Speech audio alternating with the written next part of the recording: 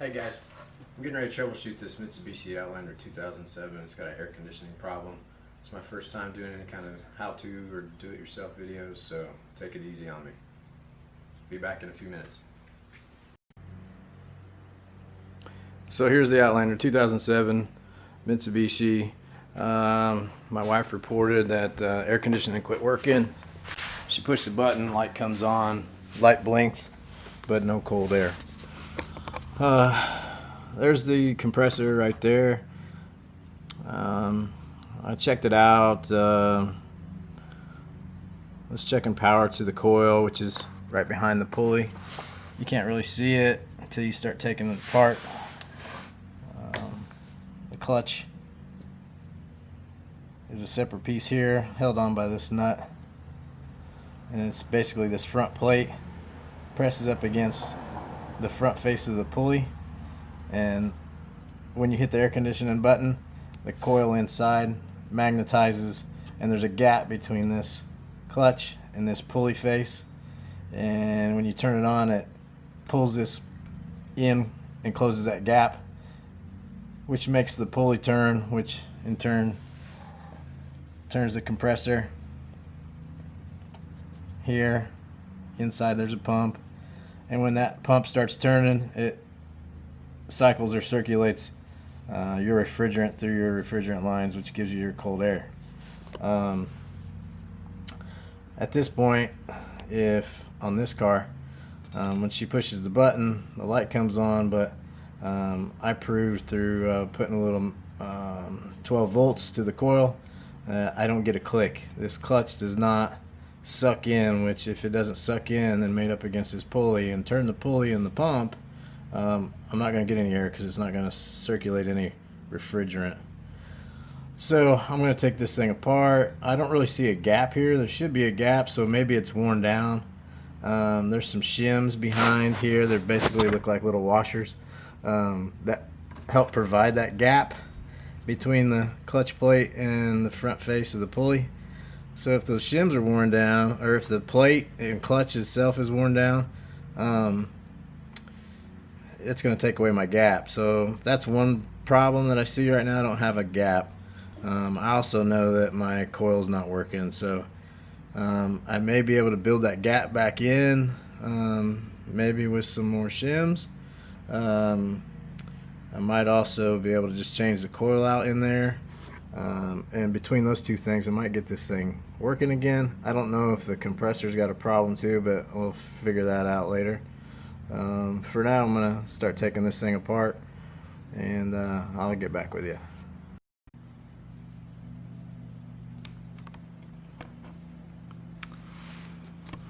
Alright, so you can see I got some vice grips there. That's the easiest way I've found to keep that clutch from spinning when you go to take that shaft nut off. When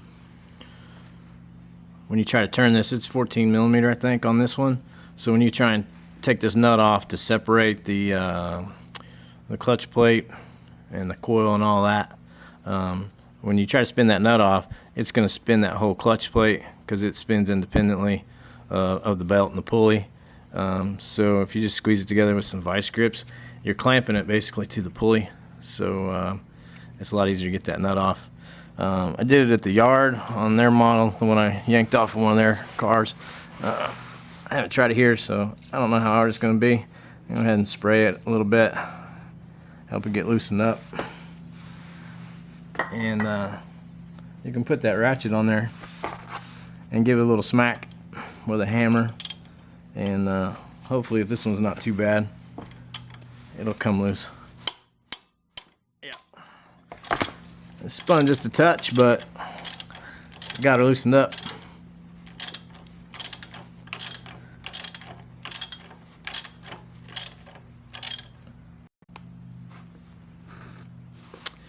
Now that I got that nut loose on the compressor shaft, I'm going to go ahead and take the serpentine belt off. On this one, the tensioner is a 17 mil tensioner, so I just got the ratchet on there. I give it a little flex like that, and I can slip that belt right off of there.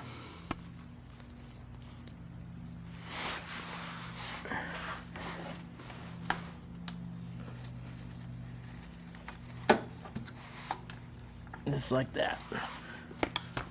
So now I can get the belt out of the way, and I can go ahead and take this clutch and this pulley. Sorry about that. Now I can go ahead and take this nut off, and all this should slide right off and expose the coil.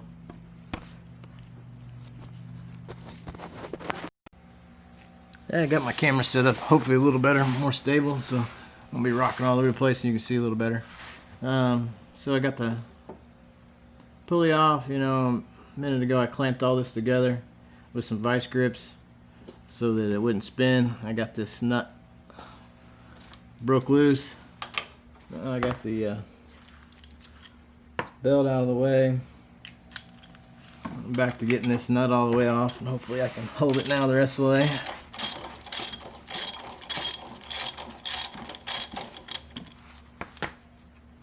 Might take a little smacking to get this all off, but clutch plate's coming off easy.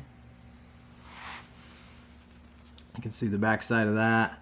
There are some washers. They look like washers. They call them shims. You can see one of them right in there on the shaft, hopefully. Looks like there's only one on this one. This clutch plate, I don't know how much is supposed to be on this surface as far as built up, but this car's got 165,000 miles on it. It doesn't look as rusted as I thought it was going to be compared to the ones I saw in the junkyard. I don't know how much of this is worn down, but here you can see the front face of the pulley. So these two sandwiched together, and that's your clutch. They don't really build any wearable material in there. It's just basically steel on steel.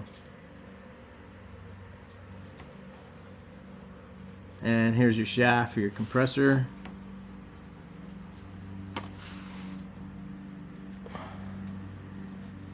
I'm just pulling the shim off right now, so I got it and I don't lose it.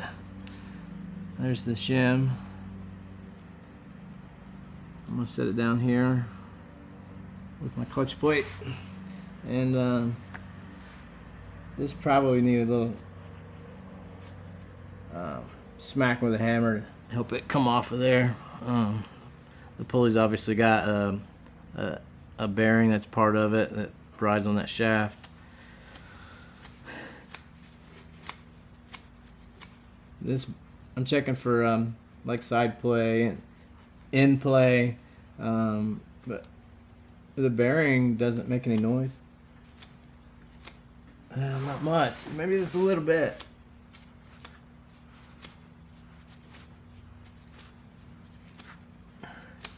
But you can buy bearings and smack them out, put new bearings in on these. By the sounds of this one, I probably wouldn't replace it on my own vehicle just because I'm a cheapskate and it's a little extra effort. I don't have the part here, and if I only got a short time to work on it before I need it back on the road again, no harder than this project is, I'd probably put this one back on. I'm gonna tap it a little bit. This probably won't do it. I'll probably end up having to pry on it. I don't want to damage it either, but I'm hoping just a little bump, I might get lucky. I can spin it and hit it again.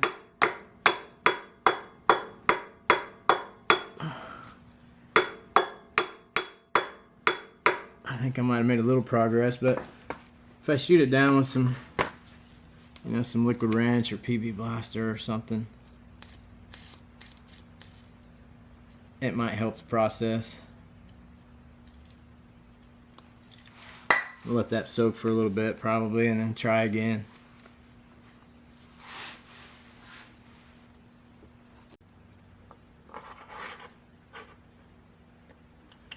So I told you guys wrong. There is a snap ring up here, and I knew there was a snap ring. I just got into this and I I started doing stuff and forgot about it. I don't know. I was just thinking you could tap that thing off there and you'd be good. But I got my snap ring pliers there, my junk snap ring pliers. And I'm pointing at one side of the snap ring right now. And there's the other side of the snap ring right there. So that has to come out before you can pull this pulley off. So I'm going to work on that now. Sorry about the bad information earlier. Tapping it's not going to do you any good. You're just going to tear stuff up if you start hitting it too hard, because that snap ring has got to come out or that pulley will not come off. Alright, so I got my snap ring pliers on there. I'm going to try and stay out of the way. I got lucky. I should probably have a smaller screwdriver to help this process, but the first bite I got with the snap ring pliers, it opened that ring up, and so I'm just going to pry the rest of the way off. Let's see, it come right out of there. Now let's see if this pulley will come off a little easier. I'm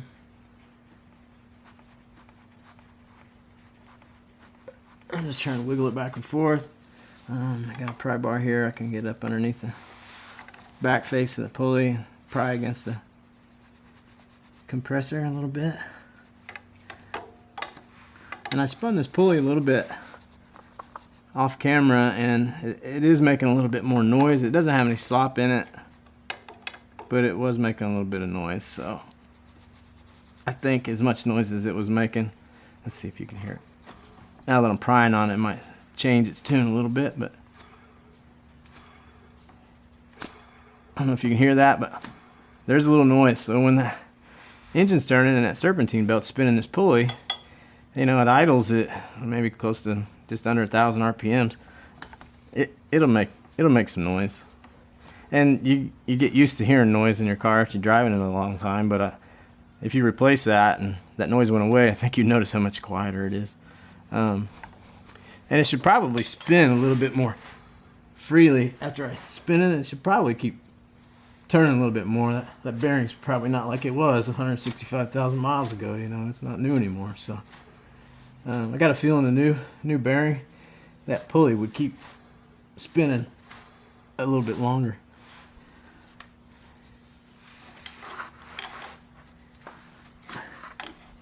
So I'm just working my way around this pulley, prying one side and then the other, and then I can spin it as well and get on a different part of the pulley and pry.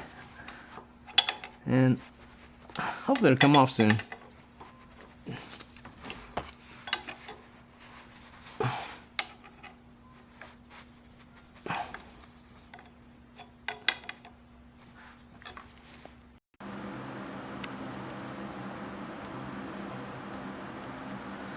So I tried putting some lube on this pulley. I tried tapping on it. I tried prying on it. I tried spinning it and prying on it. Like I said, I put a little propane on it right around the bearing area here. I just put a little bit of heat all the way around it, and tried prying on it while I had heat on it, and this thing wouldn't budge. So I went and borrowed a puller. Shout out to my neighbor David for letting me borrow this puller. I thought it was going to be too big, but I brought it back and I can get it on there. So I'm going to wrench on this puller. Barely got enough room to get this. This puller is over a 6-inch puller. This it looks like the windshield washer fluid reservoirs right here, and so it kind of obstructs getting this bigger puller in here. But I got it mounted up, and it looks like it's probably going to work. So I'm going to wrench on it, see if I can pop this pulley off. So I got the puller tightened up on the pulley. Put some pretty good tension on it. It's not really dragging it off of there yet, but I got this pry bar underneath, and if you listen, you might be able to hear it pop a little bit. So I put tension on it with the puller and got a pry bar underneath here and gave it a little more pry tension, and you heard the snap. So it is starting to move, so it's going to be a slow process. I'll just alternate side to side. I'll tighten up the puller up here, put some load on it, and then get under it with the pry bar and give it some more pry while the puller has it under tension. It's gonna be real slow, but you can hear it pop that second time.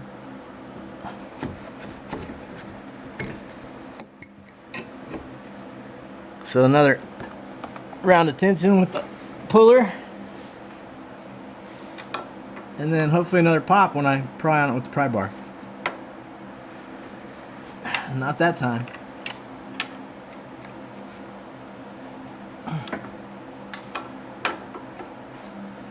There, we got a little bit. So you can see the slow process. This one's putting up a pretty good fight, but every time I pry and hear the pop, I go back up here to my puller and the tension is released. So I know that it's starting to slide off the shaft. There, it just popped on its own, so making some progress. And hopefully that liquid wrench that I put in there has helped. It's started soaking in by now. It's making it easier. So it's going now on its own with just the puller. So it's good news. Just takes, you know, a lot of patience, perseverance. Just keep going when you think it's not gonna happen. And just keep trying any little thing you can think of, and these things will usually free up. So I kept tightening this puller up, and then every time I tighten it, I get under here with the pry bar, pry behind the back side of the pulley and the front face of the compressor, or sometimes I get under the jaw of the puller and pry, and it would pop every time. And then I come up here, tighten up my puller again, pry, and it would pop. So it was slowly working its way out. I got it probably halfway off right now, and my puller is starting to really bear into my reservoir for my windshield wiper fluid, so I don't want to crack it. So I'm gonna go ahead and loosen this puller, take it off, and then hopefully I can get the pulley off by some other means the rest of the way, because it's loosened up a lot. And like I said, it's probably halfway off, so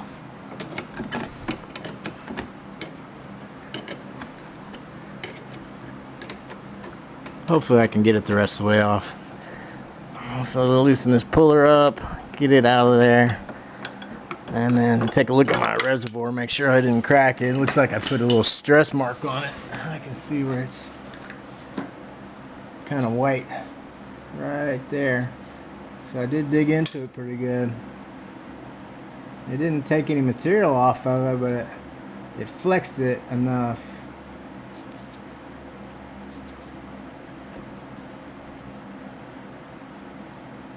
And it put some white, you know, a white look to it, which means that plastic is probably pretty close to cracking.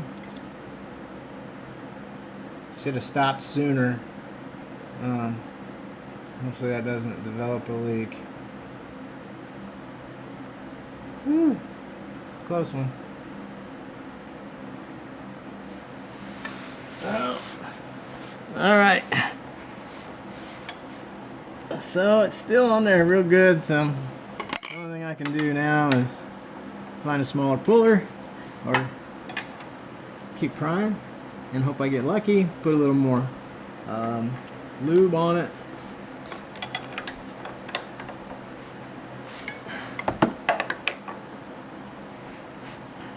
I don't think this is going to do the trick though. So I'm going to have to find a different way of getting that puller on there. I don't know, pulling the reservoir, getting it out of the way.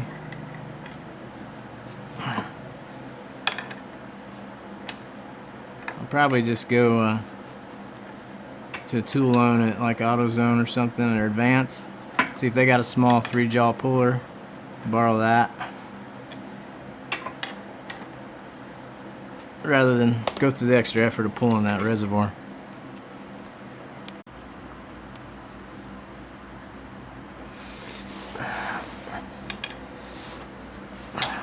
After I got as far as I could get with the puller, I did start going back and forth with the pry bar, and I was able to start wiggling it a little bit. And then it started to just kind of rock. So I think it's starting to get towards the end of the engagement.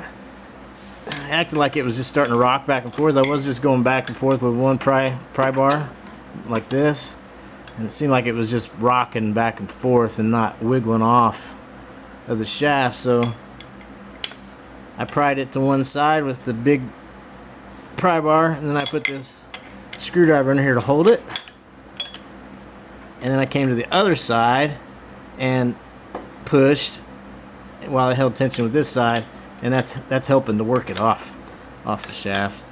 I need the bigger one for the leverage, and I need the smaller one here to just kind of hold it in place when I go to the other side with the longer one. And you can see it wiggling back and forth, so it is starting to come off.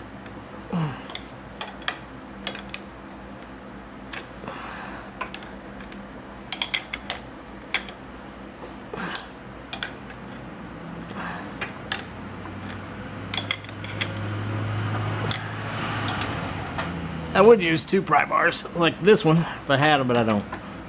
So all I have is this screwdriver.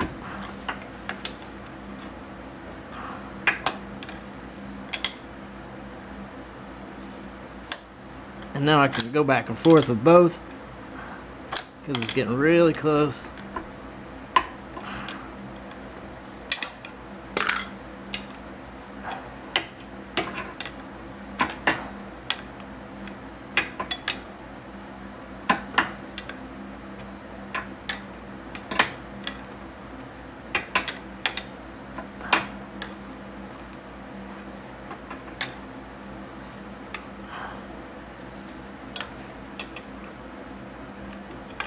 Finally. Whew, man. It's on there good. And now you can see the coil. The coil's right here. The wires you can't see, my hands are all greasy, but I don't want to take the camera up here. But the wires run off this coil out to the top side of the compressor. And like I said, it's stationary, and it fits it fits right in here in this gap, and you can see those holes, those slots through the pulley, and I guess that helps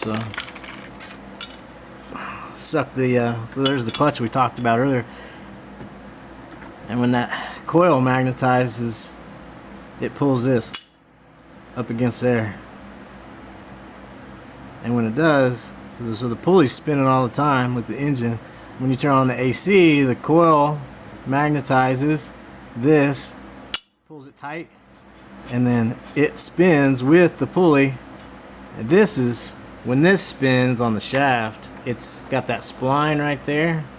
So when this spins on the shaft, it's going to turn the compressor pump to get your AC going. So now you can see a little bit better how that all comes together and works.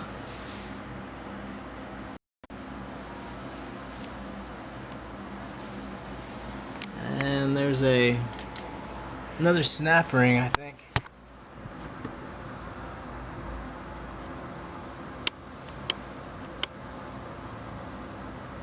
Yeah, it's probably not going to focus for you, but there's a snap ring back in here as well that holds this coil in place. So next up, pull that snap ring, get this coil out, and I'll have to unplug it, the wires from the top, so that I can completely remove it.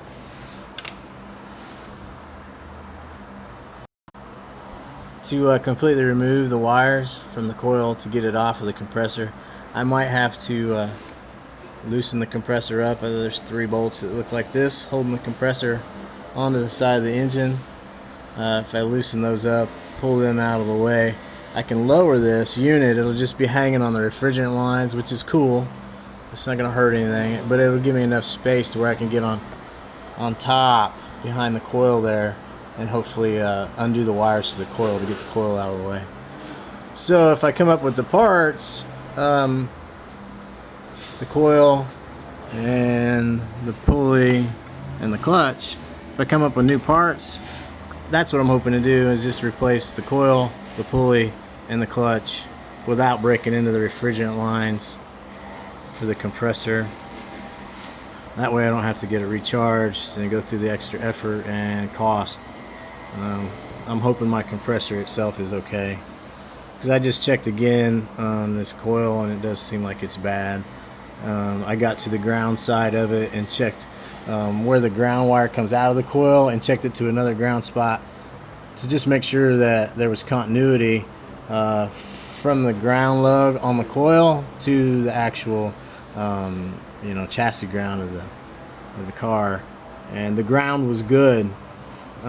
So when I took my ohm meter readings earlier, I should have had between somewhere in the 3 ohm ballpark for that coil, and like I was saying, I had infinite resistance, so I think that coil is bad, which makes sense because when I checked earlier, as I mentioned in the video, I put power to the coil with a little battery pack, and it never did engage the clutch plate, so I never heard it snap, and I never saw it move. So I don't think this coil is doing its job, and I know I have power to the coil because I checked that already as well. So there's a snap ring. I got it about halfway off that's holding the coil in. My pliers wouldn't fit all the way down there, it's too deep, so I got 2 screwdrivers. There's, I would call it a land or a cutout just to the left of that snap ring hole. I could get a screwdriver in there and pry, and there was another land on the other side to the right of the other snap ring hole, so I just pried it on those 2 landings and did not use the snap ring holes, and I was able to work it out of there. So that might be what you have to do unless you have some extended reach snap ring pliers that will fit down in there. Mine, they're just too short, and the body of the snap ring pliers was hitting against the coil, and it wouldn't allow the nose of the snap ring pliers to get deep enough in there. So I got a pick and a jeweler's screwdriver that I can get up in there and work on getting that snap ring the rest of the way out.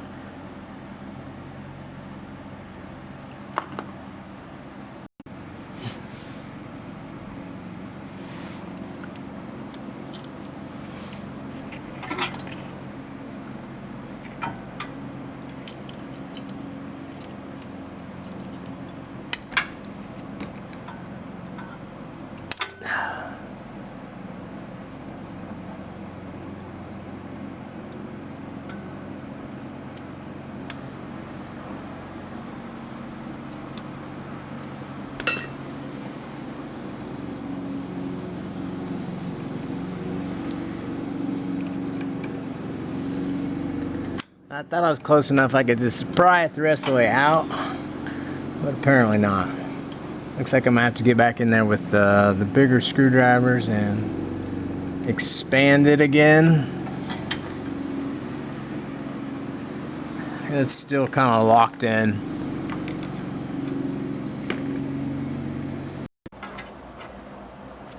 Finally got the snap ring loose inside there. It was a struggle. I just worked it. I worked the opening around to this side. It was over on this side, which my access with this reservoir was limited over there. So I got it loose, a little loose. Got one portion of it disengaged and was able to spin the whole thing so the opening was over here. And that allowed me to get some screwdrivers in there and pry. And I just got one end started coming out of the locking landing and worked it. Just pried underneath that. I got this part. I know the light stinks, but sorry. So I got the one end disengaged, and I just pried it all the way to about right here, and then the whole thing just released. So now I can get it out of there. And now the coil should be loose. So it should come out if it's got enough wire to allow it to. That'll probably be the next problem.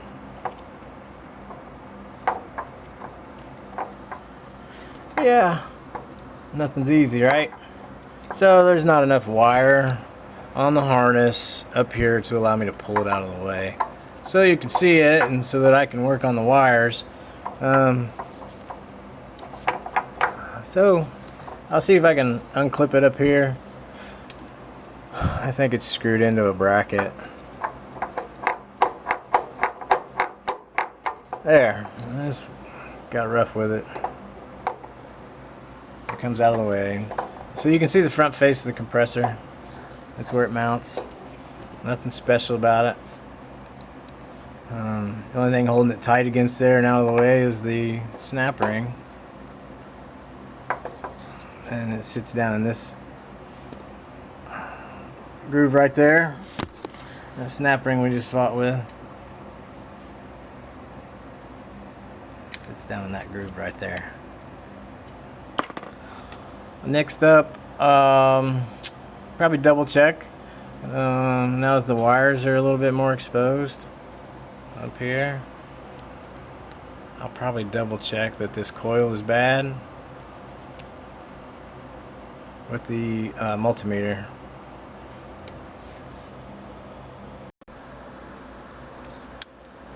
I want to take this coil completely off.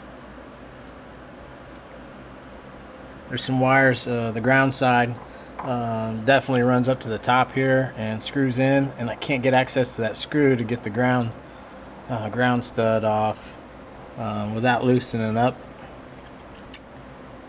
the whole compressor and letting it hang down out of the way a little bit, and then hopefully I can get to it. The power side wire I can get to.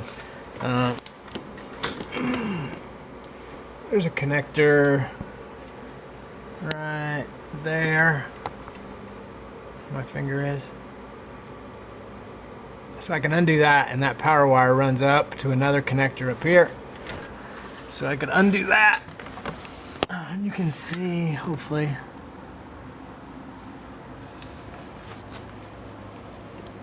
I've got it off the bracket up here already.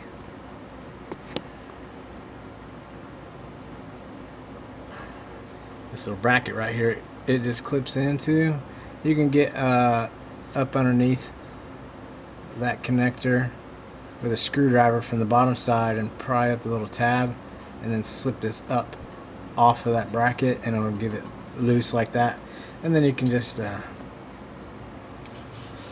unplug that connector right there, and that whole power wire will drop down, and it's part of the coil and the compressor. So once I get that unplugged and I drop the compressor down and out of the way, I'll get the ground side of the coil undone, because that screw is on top, and then I can get that coil out.